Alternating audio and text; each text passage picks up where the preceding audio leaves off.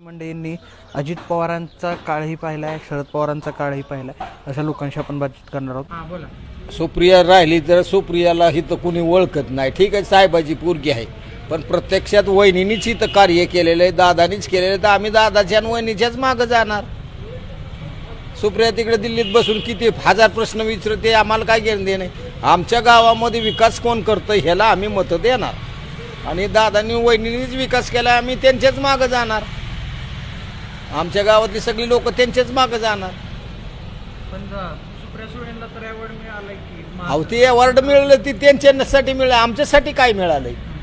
आमच्यासाठी काय केलंय? ती त्यांनी त्यांच्या नावासाठी केलंय. गावासाठी काय केलंय?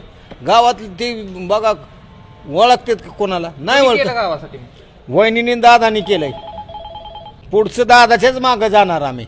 म्हणजे दादांना मतदान करणार. दादालाच करणार मतदान. का असं का? आमचा विकास त्यांनी केलाय. हा, साहेबांनी नुसतं आशीर्वाद असं करणं काय करायचं आपल्याला? त्यांनी काय पड पडतं काय? काम नको करायला. काम नाही करत साहेब, काय नुसतं नादी लावतं.